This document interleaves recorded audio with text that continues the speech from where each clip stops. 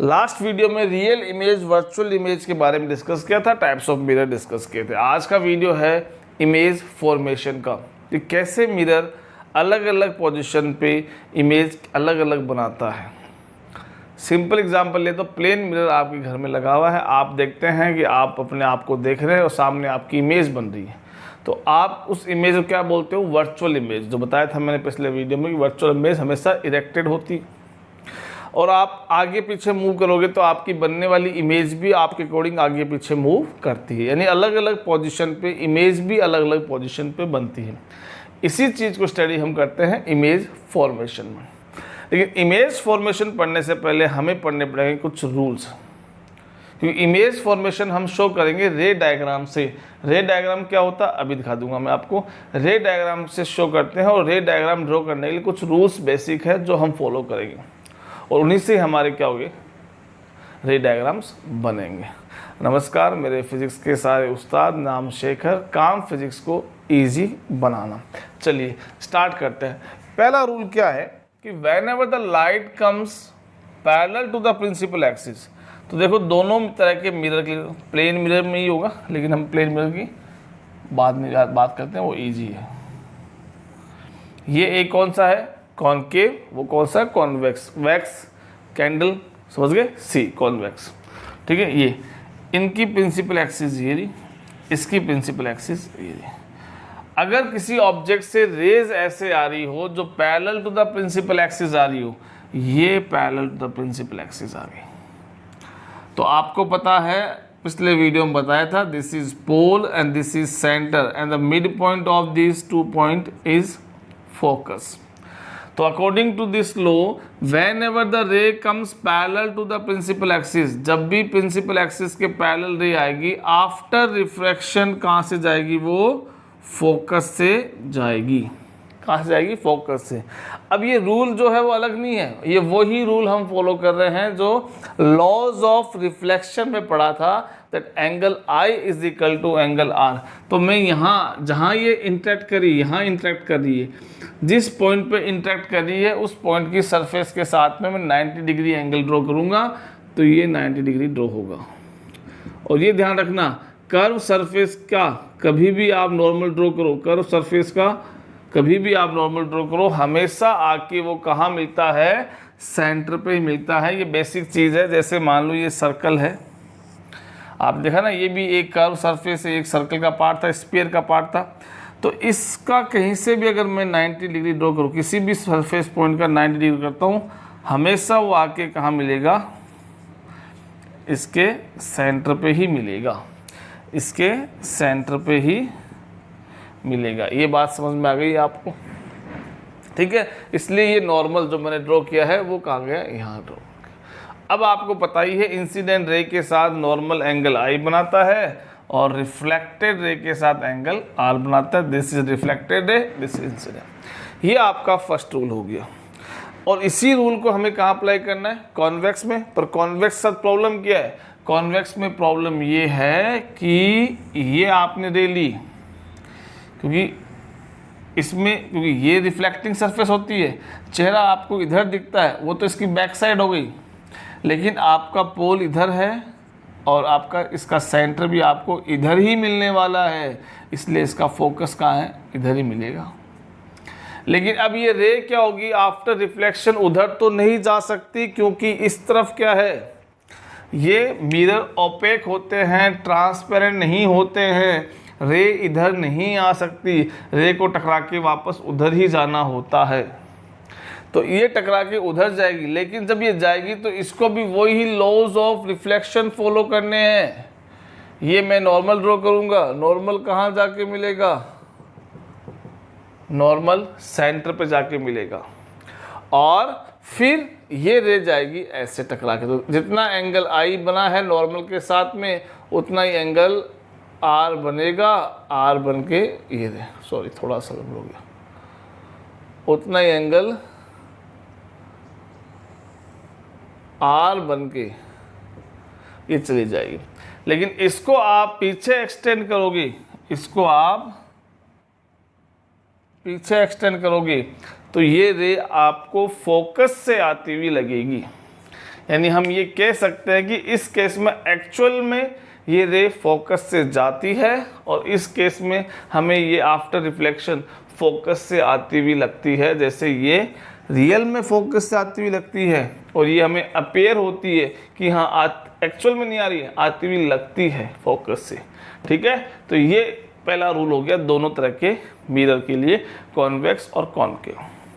Second rule क्या है कि अगर रे कहाँ से आए, फोकस से आए। अगर रे कहाँ से आए, फोकस से आए, तो देखो सेकंड भी यहाँ मैं ड्रॉ कर देता हूँ आपके लिए फटाफट। तो सेकंड रूल,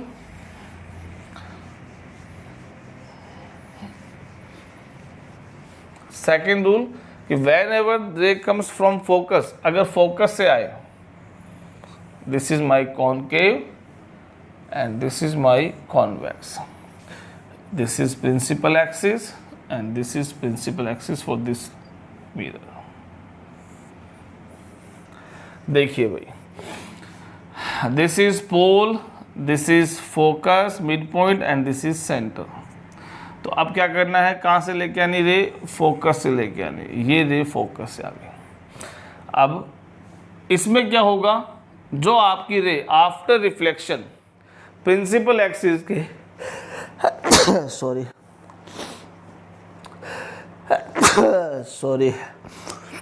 तो इसमें क्या होगा, जब आप यहाँ पे अपना laws of reflection that angle I is equal to angle R apply करेंगे, तो ये रे क्या हो जाएगी,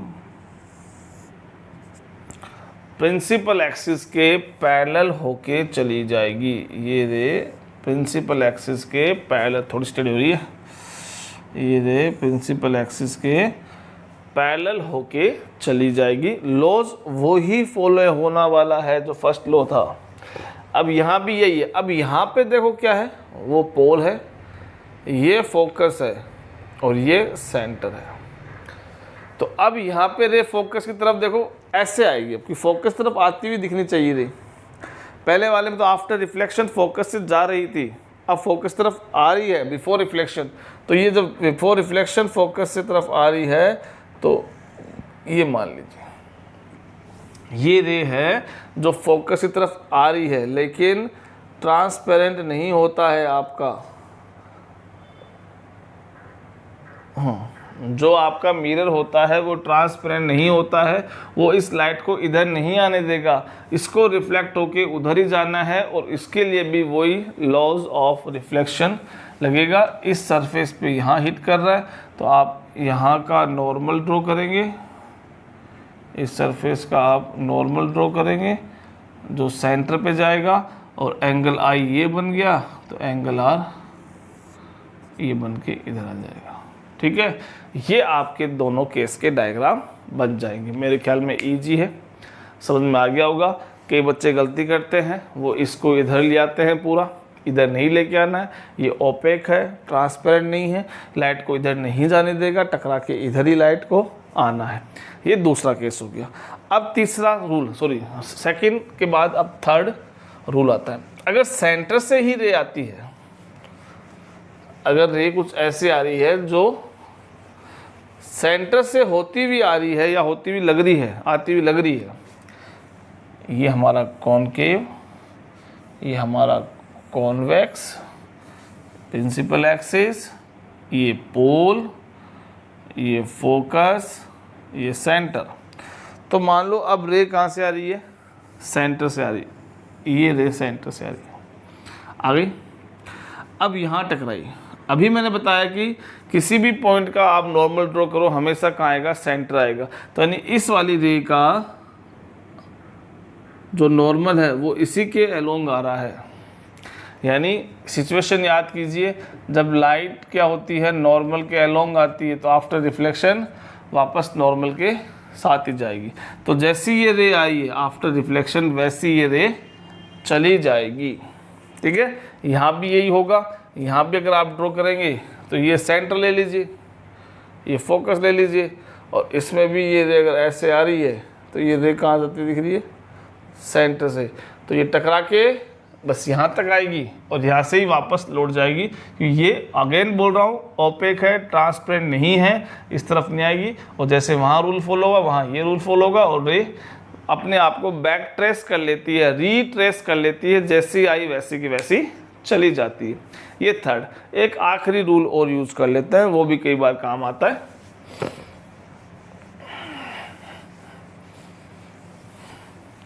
फोर्थ रूल है, उसमें क्या है, सिंपल अपन जो लो पड़ा हुआ है angle I is equal to angle R use करते हैं। बस लाइट को पोल से टकरा के देखते हैं, लाइट को पोल से टकरा के देखते हैं। सॉरी,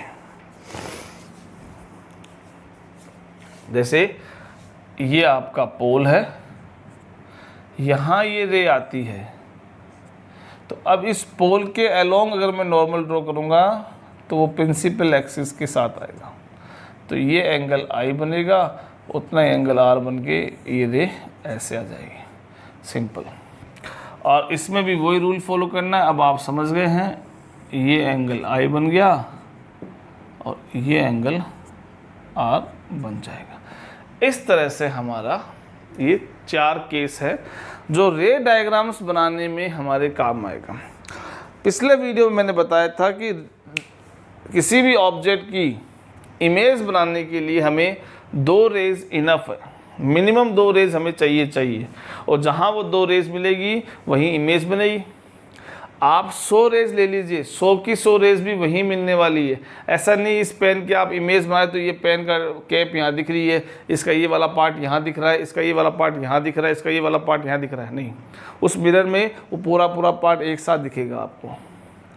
हो सकता है कि उल्टा दिखे, सीधा दिखे, यानी रियल हो, वर्चुअल हो, स्मॉलर हो, ऑब्जेक्ट से साइज छोटी भी पॉसिबल है। ऐसा आप रियर व्यू मिरर में देखते हो, आपकी बाइक और कार में साइड में जो मिरर लगे हुए हैं उनमें देखना, एक्चुअल में जो कार पीछे आ रही है उसकी जो साइज़ है वो अपने एक्चुअल साइज से आपको छोटी दिखती है।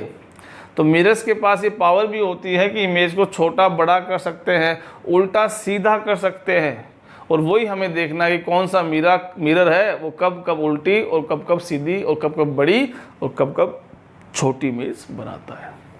यही हमारा इमेज फॉर्मेशन है। तो इन्हीं रूल को अपन आगे लेते हैं और अब अपन चलते हैं सबसे पहले कॉनकेव मिरर। सबसे पहले कौन सा लेंगे अपन? कॉनकेव मिरर, बड़ा इंपॉर्टेंट है।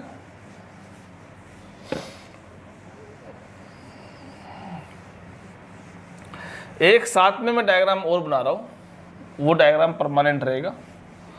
आप भी यानी 6 केसेस होते हैं, उन केसेस की पूरी स्टडी वहीं करेंगे। चलिए पहले तो हम देखते हैं कौन कौन से 6 पॉसिबल केसेस हैं। चलिए, बहुत सारी बातें अब अगले 15 मिनट में आएगी, इम्पोर्टेंट समझिए, जो आपको ये पूरी ऑप्टिक्स बोलते हैं इसको, वो क्लियर कर देगी। ये मैंने एक कॉनकेव मिरर बनाया और एक प्रिंसिपल एक्सिस ड्रॉ कर दी, ठीक है।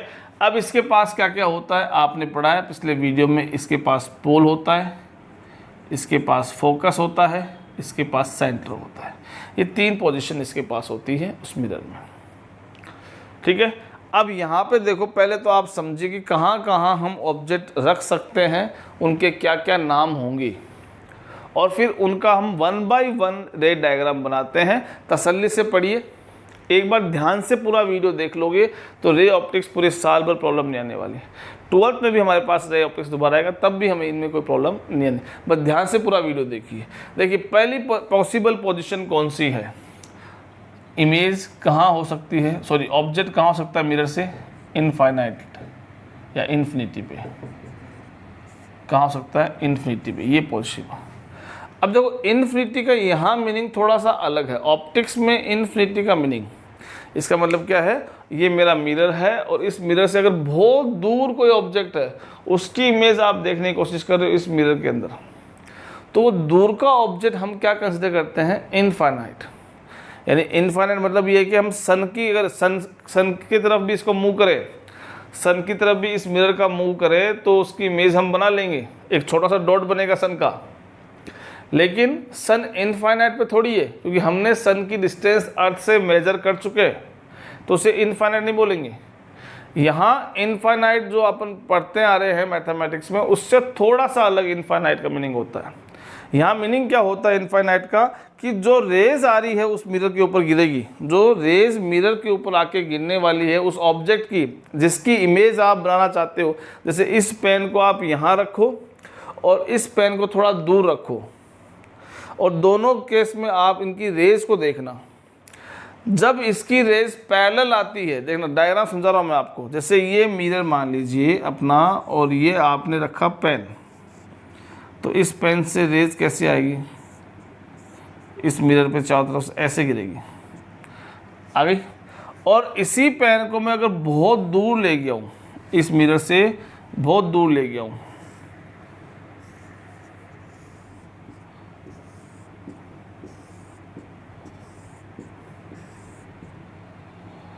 तो ये रेज कैसे आएगी, उस पर पैरेलल गिरेगी आके। रेज कैसे गिरेगी, पैरेलल गिरेगी। यानी अगर ऑब्जेक्ट इतना दूर हो कि उससे आने वाली रेज उस मिरर पे सारे की सारी पैरेलल गिरे, तो हम बोलेंगे कि वो ऑब्जेक्ट इनफाइनाइट डिस्टेंस पे है, इन्फिनिटी पे है उस मिरर के लिए। और ऑब्जेक्ट इतना पास है कि उससे आने वाली रेज कुछ इस तरह से गिरने वाली है, तो हम बोलेंगे इसकी कोई ना कोई पोजीशन है, ये इनफाइनाइट पे नहीं है। ठीक है, ऐसा होता नहीं होता, देखो दोबारा बता रहा हूं मैं, ऐसा होता कि नहीं होता। सन देख लीजिए,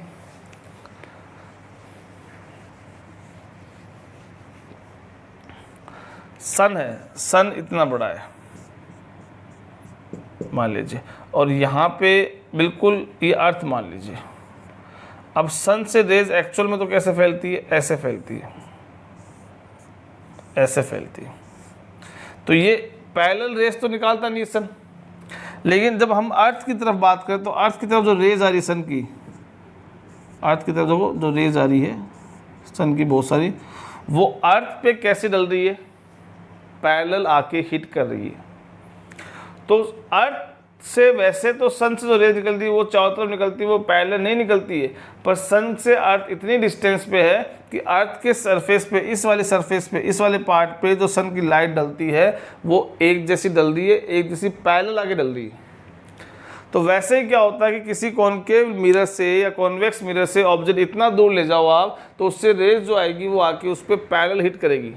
वो ऑब्जेक्ट जिसकी रेज पैरेलल हिट कर रही आके उस मिरर पे, उस ऑब्जेक्ट को हम उस मिरर के लिए क्या बोलेंगे कि ये इन्फिनिटी पे है, ये दूर है।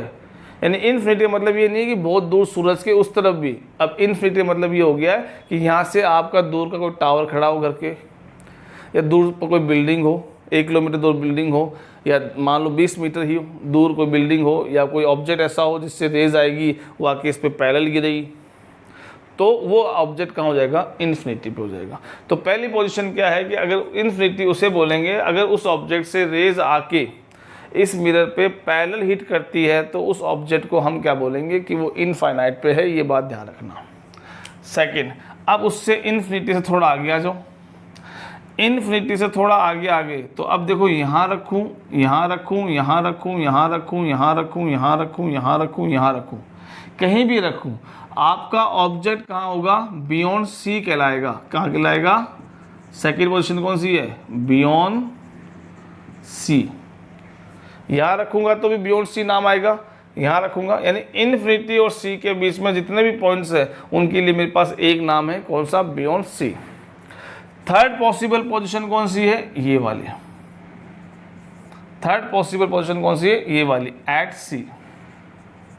और फोर्थ पोजीशन यहाँ रखूँ, यहाँ रखूँ, यहाँ, यहाँ, यहाँ, यहाँ, यहाँ, ये सारी पोजीशन का क्या नाम है, एक ही नाम है, between C and F, between C and F, between C and F. और उसके बाद नेक्स्ट पॉसिबल पोजीशन कौन सी है, एट एफ। ये आपकी फिफ्थ पोजीशन है, एट एफ। और लास्ट, अब यहाँ रखूँ, यहाँ रखूँ, यहाँ रखूँ, यहाँ रखूँ, यहाँ रखूँ, कहाँ है, सिक्स्थ, और वो क्या है, बिटवीन एफ एंड पी। ये डायग्राम एक साइड में आप ड्रॉ कर लीजिए, काम का बहुत है।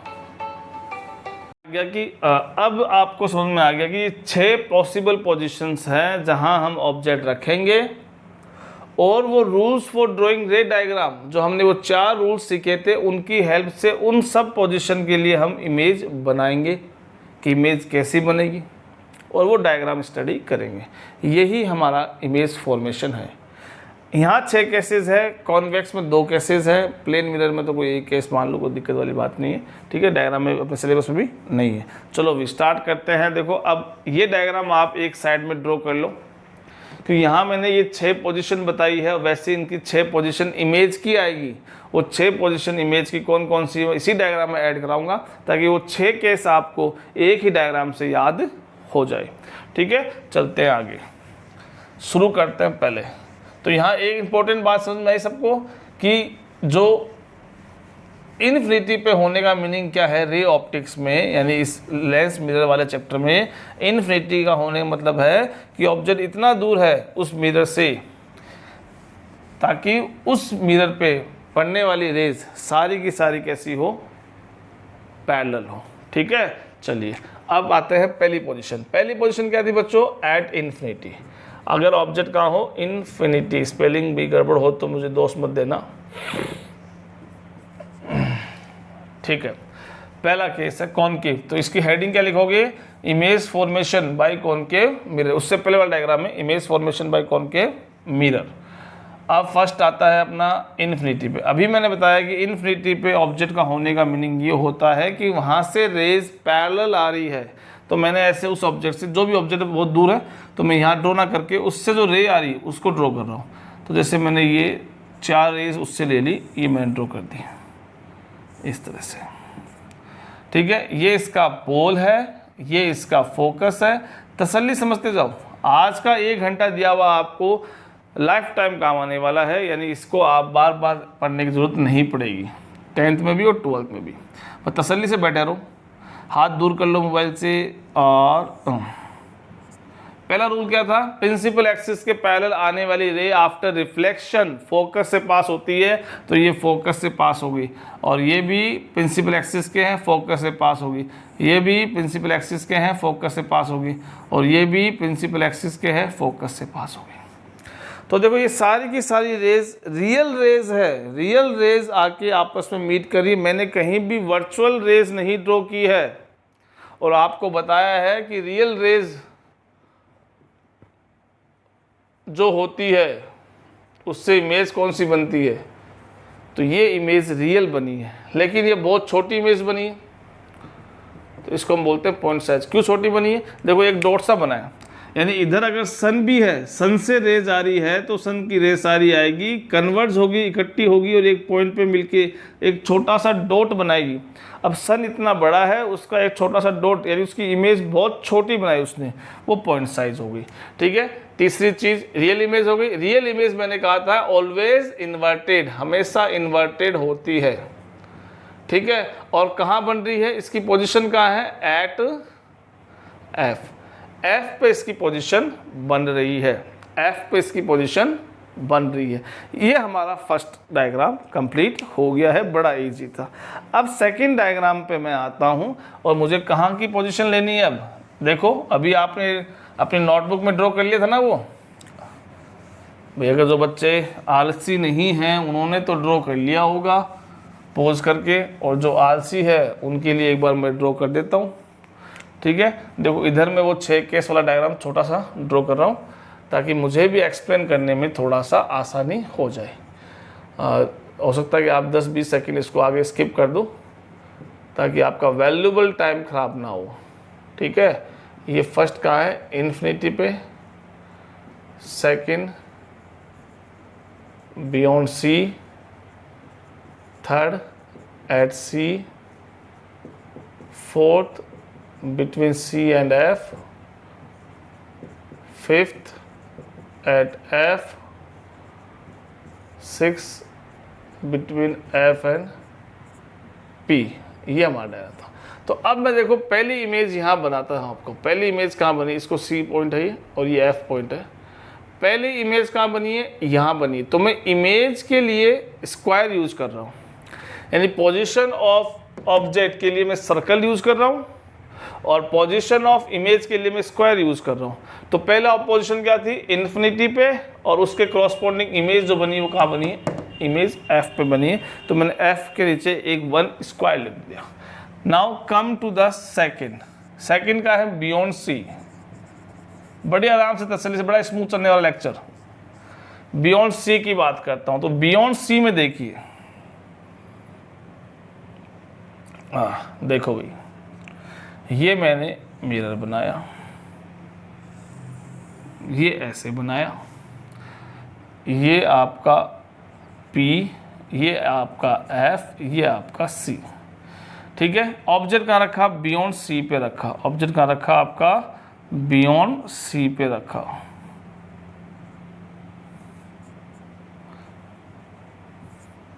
ये बियॉन्ड सी पे। फर्स्ट रूल यूज करूंगा, when the ray comes parallel to the principal axis after reflection it pass through the focus, और इसको मैंने फोकस से पास कर दिया। ठीक है।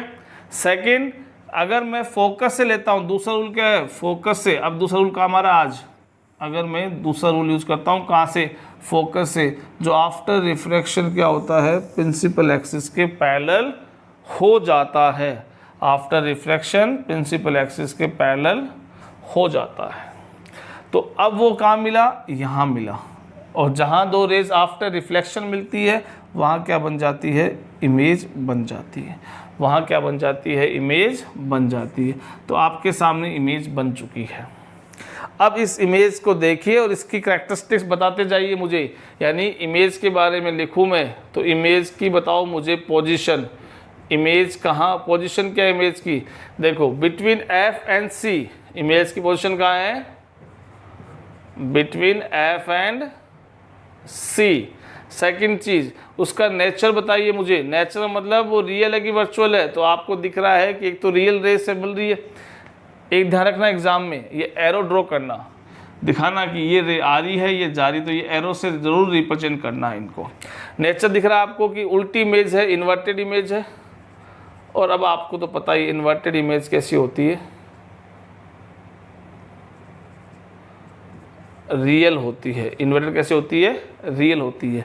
और साइज को आप ध्यान से देखोगे तो इसकी साइज क्या है, स्मॉलर। साइज कैसी इसकी, स्मॉलर है। इसकी साइज कैसी है, स्मॉलर है। तो देखो यहाँ पे आप देखोगे तो अब स्मॉलर बनी। तो इस तरफ आ जाइए अब अपने डायग्राम में। यहाँ अब अपनी नेक्स्ट पॉसिबल पोजीशन क्या थी, बियॉन्ड सी, वहाँ ऑब्जेक्ट रखा। तो अब इमेज कहाँ बनी है, सी और एफ के बीच में। सी और एफ के बीच में इमेज बनी है, तो मैंने ये इमेज सी और एफ के बीच बना दी। इमेज कैसी बनी है, रियल बनी है, इन्वर्टेड बनी है और स्मॉलर बनी है। तो ऑब्जेक्ट से छोटी मैंने इधर बना दी।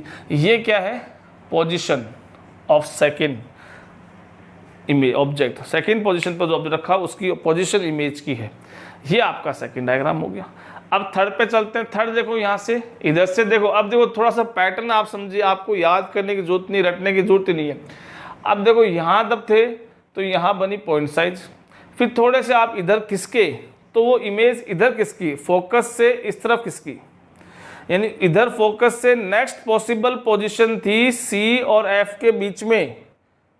भाई इधर से नेक्स्ट पॉसिबल क्या थी, बियॉन्ड सी, और इधर से एफ से अगली पॉसिबल पोजीशन क्या आई, बियॉन्ड सी और एफ के बीच में। तो आप समझ जाओ, अगर मैं अब इसको और इधर लेके जाऊंगा तो ये भी और इधर खिसकेगी, और इधर अगर नेक्स्ट पॉसिबल पोजीशन एट सी है तो इधर भी देखो नेक्स्ट पॉसिबल पोजीशन एट सी ही है। यानी हमारी इमेज सी पे ही बनेगी अगर ऑब्जेक्ट सी पे है तो। और दूसरी चीज, पहले वो पॉइंट साइज थी, फिर वो स्मॉलर देन ऑब्जेक्ट बनी, और अब नेक्स्ट पॉसिबल क्या हो सकता है, अब इक्वल टू ऑब्जेक्ट, ऑब्जेक्ट के बराबर ही बनेगी। ठीक है, अब बनाते हैं फटाफट से।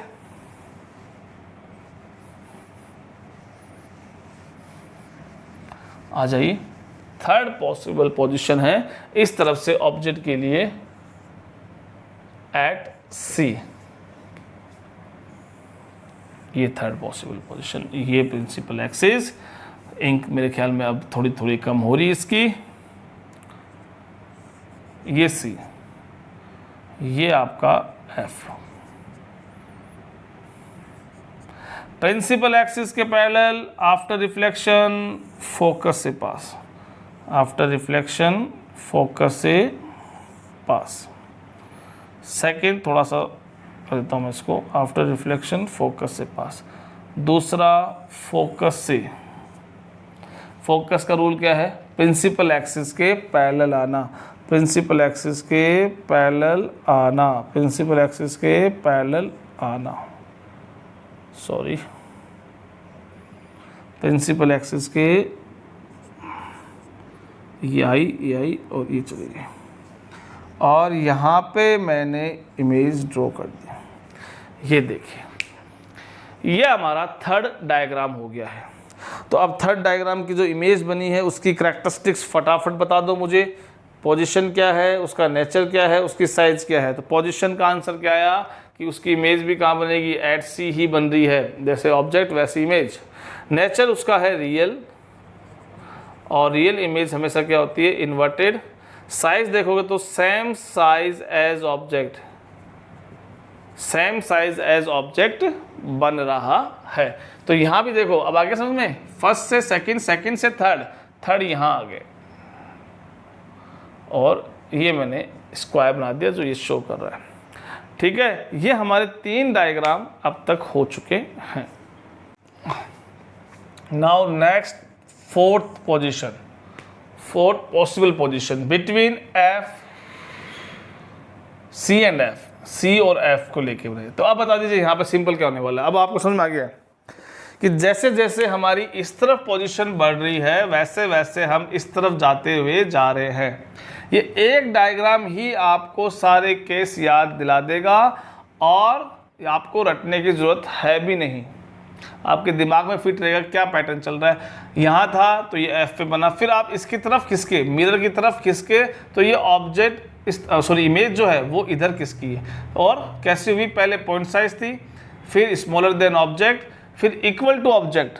तो अब इधर से अगर हम और इधर खिसकते हैं, थर्ड से फोर्थ पे आए तो ये थर्ड से ये फोर्थ इधर आएगा, और ये पोजीशन कौन सी होगी, अब बियॉन्ड सी। यानी अब हमें सब कुछ पता है, अब हमें पता है कि पोजीशन क्या आने वाली है, बियॉन्ड सी। इधर इमेज बनेगी यानी रियल इन्वर्टेड, और इमेज पहले पॉइंट साइज, फिर स्मॉलर देन ऑब्जेक्ट, फिर सेम साइज एज ऑब्जेक्ट, और अब लार्जर देन ऑब्जेक्ट, जिसको हम बोलते हैं एनलार्ज। तो बस सीधा सीधा मैंने पहले लिख दिया है कि क्या होने वाला है, ठीक है, और पहले लिख दिया मैंने कि ये इमेज ऐसे बनने वाली है, ऑब्जेक्ट से बड़ी बनने वाली है और बियॉन्ड सी बनने वाली है। और बना के अब देख लेते हैं फटाफट।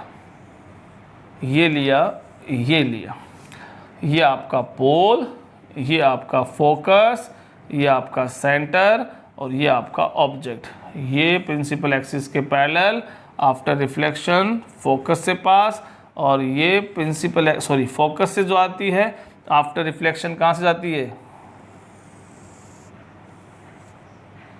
थोड़ी सी टेढ़ी होगी ये, ठीक है।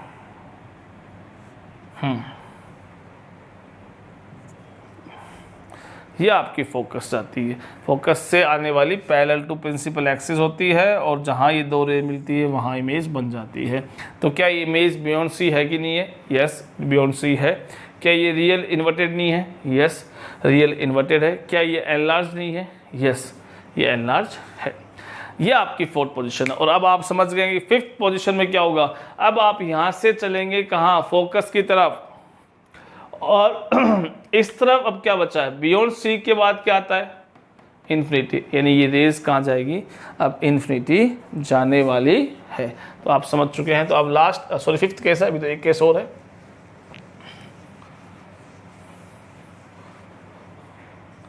फिफ्थ केस वो कौन सा, बिटवीन एट एफ है, एट एफ का केस है। कॉनकेव फोकस, और ये आपका फोकस ले लिया, ऑब्जेक्ट कहाँ रखा हुआ है, इस बार फोकस पे रखा हुआ ऑब्जेक्ट है।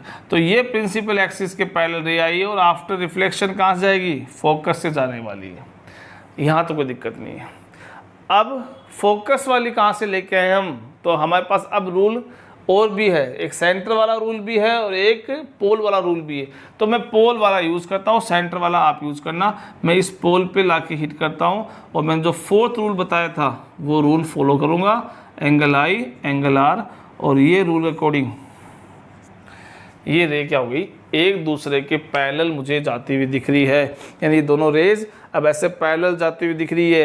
ये पैरेलल रेज कभी भी जाके आगे नहीं मिलने वाली है, ना तो ये आगे मिलने वाली है और इनको अगर मैं पीछे एक्सटेंड करूँ तो ये पीछे भी नहीं मिलने वाली है। यानी इमेज अगर मिलेगी तो कहाँ मिलती है, पैरेलल रेज इनफाइनाइट पे मिलती है। यानी इमेज कहाँ बनेगी, यहाँ नेक्स्ट पॉसिबल पोजीशन कौन सी है, इनफाइनाइट पे। तो ये फिफ्थ नेक्स्ट पॉसिबल पोजीशन है इनफाइनाइट पे। और क्या होगा, और देखो यहाँ पे, यानी इसके अकॉर्डिंग क्या होगा, अब पोजीशन बता दीजिए मुझे। पोजीशन है at F, at infinity. At F की इमेज क्या बनेगी, एट इन्फिनिटी। नेचर कैसा होगा, रियल रेज, ये रियल और इन्वर्टेड, या और एनलार्ज के बाद क्या आता है, हाईली एनलार्ज, हाईली एनलार्ज।